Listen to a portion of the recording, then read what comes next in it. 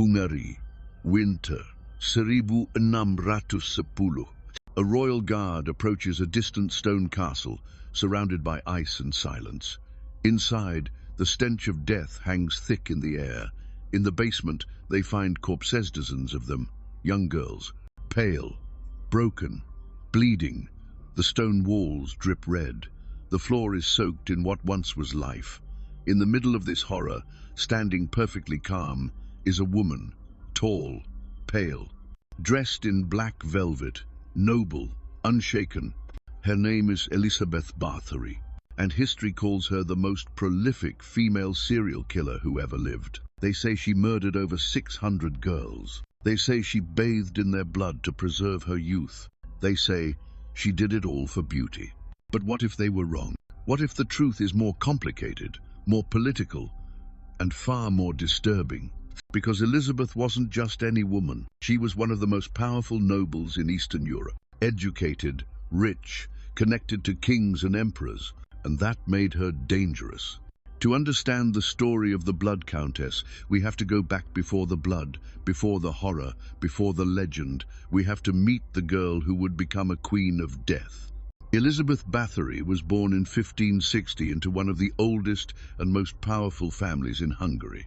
The Báthorys were aristocrats, warriors, and politicians. Her uncle was the King of Poland. Her cousin would later become the Prince of Transylvania. Power ran through her veins like fire. From an early age, Elizabeth was different, exceptionally intelligent, fluent in Latin, German, and Hungarian by the age of 10. She studied science, philosophy, and theology fields most women of the time were forbidden to even touch. But she wasn't just bright, she was also proud, ambitious. Some said arrogant. Others said she was dangerous. At just 13, Elizabeth was engaged to Ferenc Nadasdy, a nobleman and celebrated war hero. The marriage wasn't for love, it was a political alliance between two dynasties. But Ferenc was often away, fighting the Ottoman Empire. While he spilled blood on the battlefield, Elizabeth ruled the estates alone. And that's where the darkness began to grow. On the surface, she was a noble woman, a lady of the court, but inside the walls of her castle, rumors began to spread. Maids disappeared. Servants screamed behind stone walls. Villagers whispered that something evil lived above them, something with red hands and a frozen heart. But were those whispers true?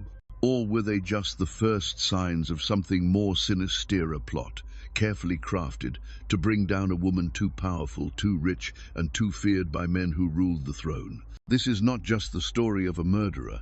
It's the story of how power becomes myth, of how blood becomes legend, of how one woman's name was etched into history not for what she did, but for what others wanted the world to believe. Now let's uncover what really happened behind the gates of Castle Katice. By the late 1590s, the whispers had become screams. Young peasant girls were disappearing from villages surrounding Castle Katice. Some were promised work as servants, others were offered education or noble patronage. None of them came back. At first, no one dared speak out. Elizabeth was untouchable, a countess, a noble, a widow with more power than many men in court. But fear has a way of rotting silence. One servant girl managed to escape. She fled the castle barefoot, bleeding, sobbing uncontrollably. Her story was madness, or so it seemed. She spoke of beatings with iron rods, needles driven under fingernails, naked bodies thrown into snow, then doused with ice water until they froze to death. Girls locked in iron cages with spikes that stabbed deeper every time they moved. It sounded like fiction, like nightmare. But the number of missing girls kept growing. Villagers began to count their daughters, to fear the knock on their door, to avoid the castle altogether. Even noble families started asking questions. Why were their daughters, sent for courtly training, never writing back? And yet, Elizabeth continued untouched. Some say she believed in blood magic, that she once slapped a servant so hard her nose bled, and when a drop landed on her hand, she saw her skin turn smoother. That from that moment on, she became obsessed with blood, specifically the blood of virgins. But others say this is where the myth begins. The idea that bathing in blood could preserve youth was not new. It had floated through folklore and superstition for centuries, but there is no hard evidencino court testimony that says Elizabeth actually bathed in blood. The image may have been created later, exaggerated by storytellers, or deliberately planted by those who wanted her memory damned.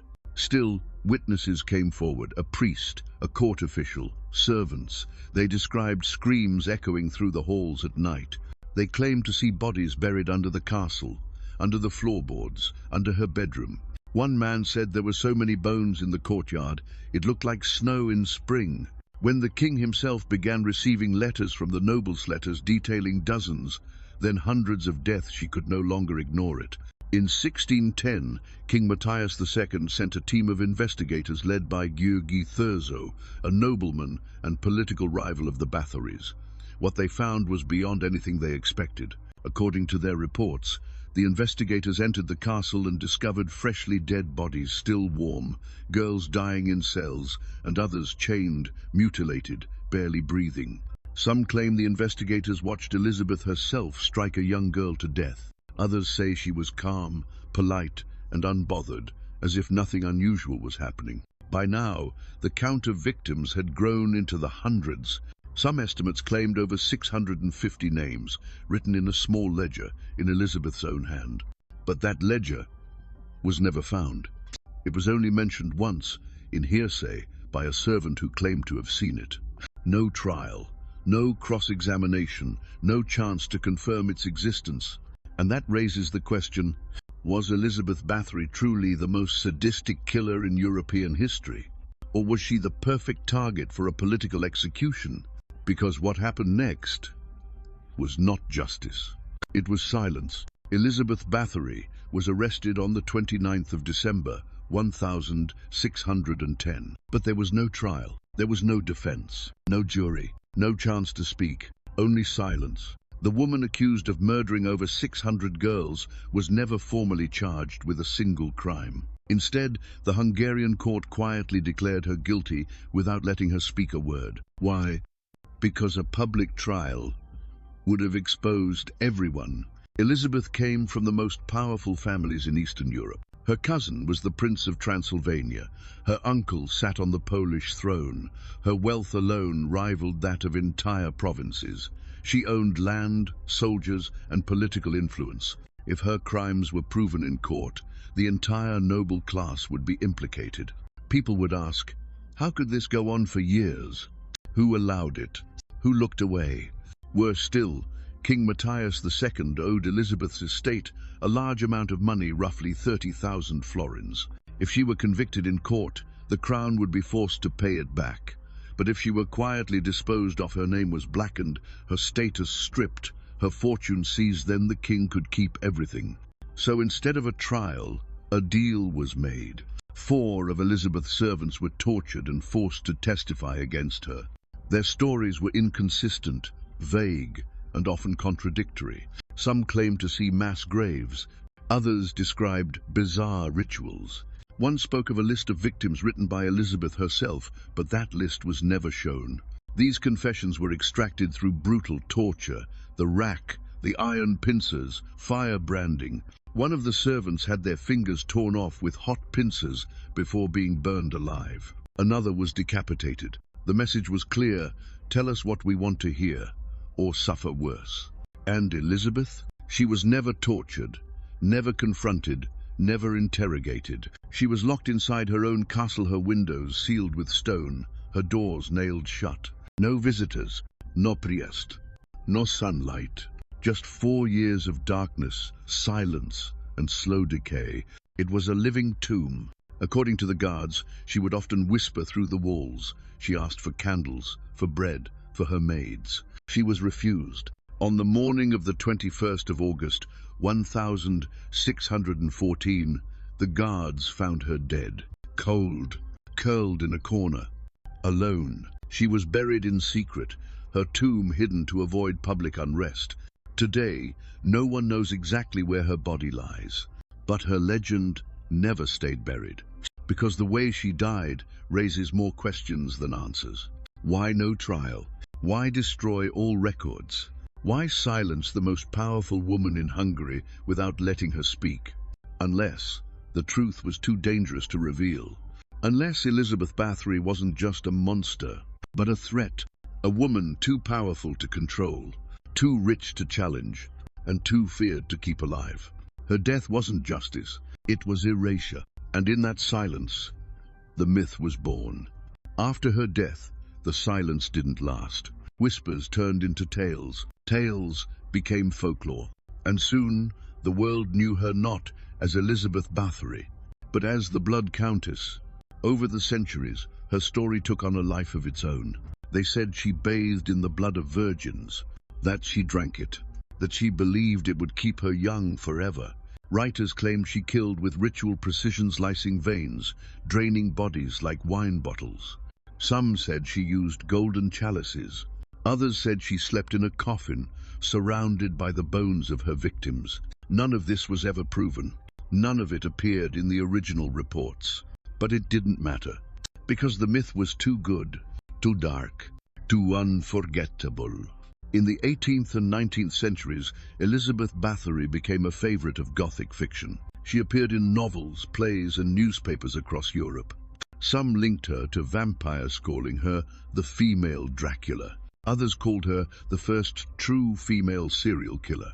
In modern times, she became a symbol of horror, of madness, of feminine monstrosity. She was featured in horror films, heavy metal songs, anime, and video games. From Castlevania to American Horror Story, her name lives on, soaked in crimson.